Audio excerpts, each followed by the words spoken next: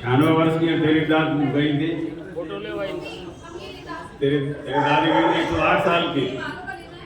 ये भी शताधिक आयु प्राप्त करें ऐसी हम सब कामना करें। एक बार तालियों से इनका स्वागत और सम्मान करेंगे सभी हरिजन।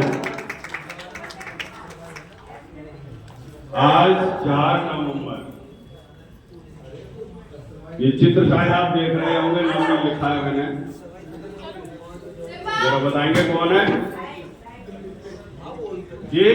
स्वामी समर्पण भाई परमानंद। अब तो आगे तो बता ही देंगे।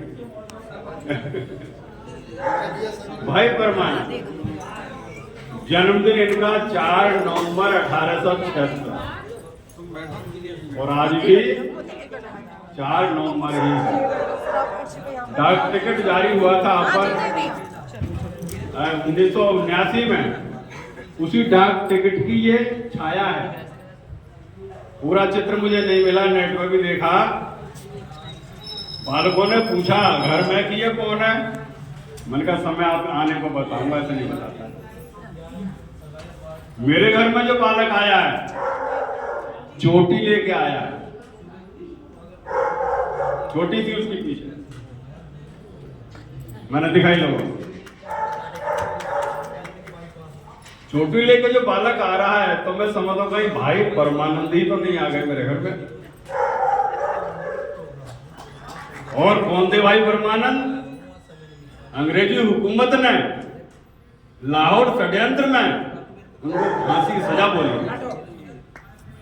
वो थे भाई परमानंद। लाहौर षड्यंत्र झूठा केस, इतना तेजस्वी नवयुवक जिसको अंग्रेजी हुकूमत ने फांसी बोली थी। और जो ही वह समाचार पेपरों में निकला तो शाजापुर में बैठा नवयुवक संकल्प लेता है कि इस अत्याचारी सरकारों को उखाड़ने के लिए मैं अपना जीवन लगा दूंगा। वो कौन था? राम प्रसाद। हम सब आर्य जन तो बैठे तो जानेंगे, आप गली पूछोगे पूछेंगे, चाहे वो बैरिस्टर हो, बड़े से बड़ा डिग्रीधारी हो, इन क्रांतिकारियों के नाम नहीं जानता। दुर्भाग्य की बात, पर अब बहुत बड़ा दुर्भाग्य, बहुत बड़ी विडंबना है कि जिन आर्यवीरों ने इस देश को आजाद कराया उनका नाम तक नहीं जानते। जन्मदिन मनाने की तो बात बहुत दूर की है। मैं इसलिए इनको आज याद कर रहा हूं। चोटी लेके मेरे परिवार में बालक आया और ऐसे नहीं आया मेरे परिवार में संस्कारित है। मैं गर्व से कह सकता हूं इस बात के लिए, अभिमान से नहीं, गर्व से कह सकता हूं। मैंने संस्कार सीमंतोन्नयन, जो महर्षि दयानंद सरस्वती का संस्कार विधि है, उसके अनुसार मैंने अक्षरशः उसका अनुपालन करते हुए किया। मैं बहू को बेटी मानता हूं। मेरी 3 बेटी हैं, चौथी बेटी वो भी, जिसके द्वारा परमात्मा ने मेरी सुनी और ऐसा कमल पुष्प मेरे परिवार में दिया है कि भविष्य बताएगा वो कौन है। लेकिन मैं समझता हूं भाई परमानंद की आत्मा मेरे परिवार में आई है, क्योंकि महान आत्माएं अपने दिन को साथ लेके चलती हैं। महर्षि दयानंद से एक बार किसी ने पूछा कि आपने भारतवर्ष में जन्म क्यों लिया, किसी दूसरे देश में ले लेते? क्या उत्तर था सज्जनों? मात्र ही उत्तर था संभव है। यदि वो जानते थे पर संभव शब्द लगाया। संभव मैं इसी भूमि से मुक्त हुआ हूं।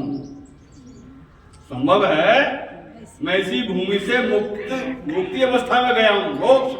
मोक्ष की स्थिति मैंने इसी भूमि से प्राप्त की हो और फिर मैं परमात्मा के निर्देश में यहीं पर अवतरित हुआ, यहीं चलूंगा। तो परिवार में हम किस प्रकार की आत्माएं बुलाना चाहें, इसके लिए अमर ग्रंथ हमारा संस्कार विधि है। तमाम हिंदुओं को, आर्य तो करते हैं, लेकिन मैं आह्वान करता हूं कि तमाम हिंदुओं को केवल आर्य समाज के नाम को छोड़ करके, चिढ़ है ना उनको, जो मार्ग दिखाता है उससे चिढ़ते हैं आप लोग।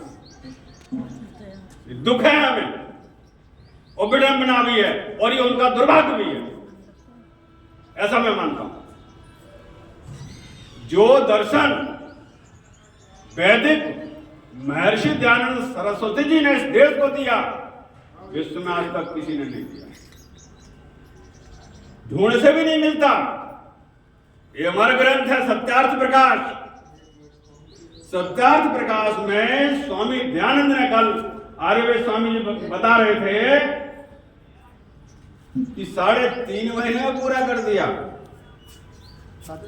3.5 महीने में। वो क्या गुरुकुल में पढ़े नहीं थे?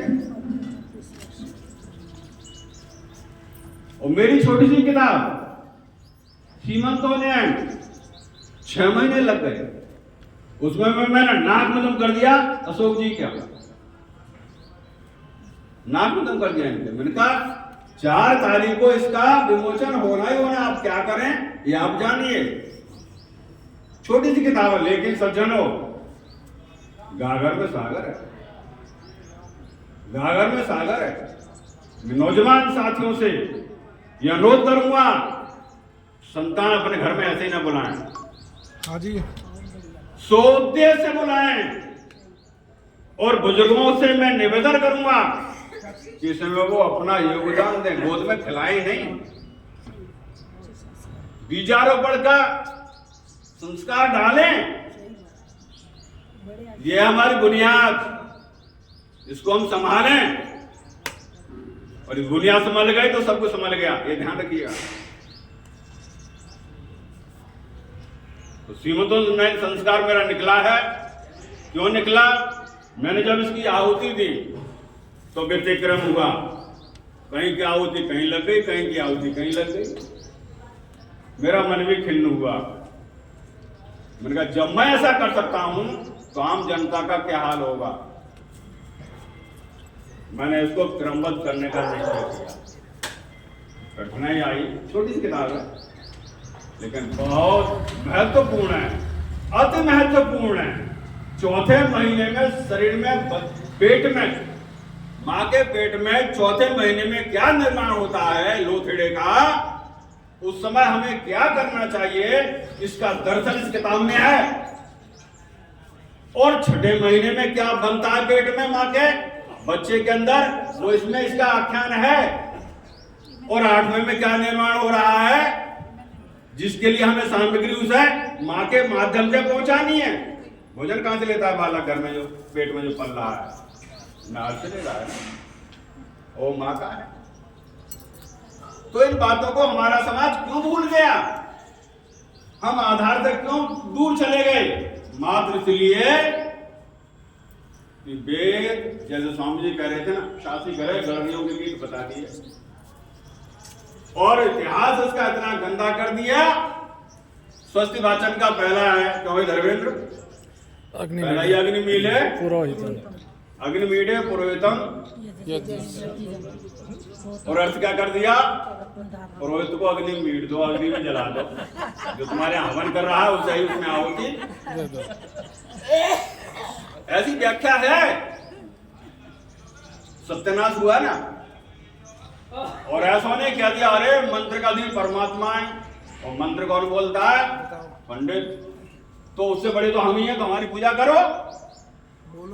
तमाम बातें आती हैं, मैं समय ज्यादा नहीं लूंगा, लेकिन इतना अवश्य कहता हूं, यह चेत वेदित अत्सप्तमस्ति न चेत वेदित नति विनष्टि। यदि हम नहीं जागे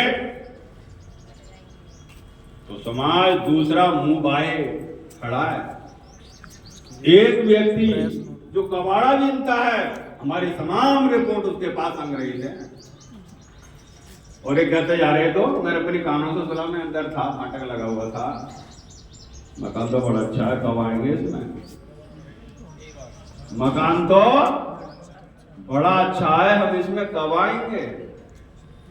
ये धारणा है और हम सोए हुए हैं। मेरी देखिए, हमारे श्रद्धेय और पूज्य ब्रह्मानंद सरस्वती भगत जी की मैंने किताबें भी बंटवाई है। प्रेरक कथानक, बहुत बड़ा आशीर्वाद वो संत का था मेरे ऊपर। ज्ञानंद के बाद में मानता हूं तो ब्रह्मांड सरस्वती जी का मंत्र। 3 बार उन्हें पारण जी कराए मेरे घर में, उनका शरीर पूरा हो गया। कैंसर हो गया था, क्योंकि जो ज्यादा सोचता है वो इसी गति को प्राप्त। तो सोचिए नहीं, बस सोच को कार्य में बदल दीजिए। सोच को कार्य में लगा दो और वो कष्ट अपने आप खत्म हो जाए।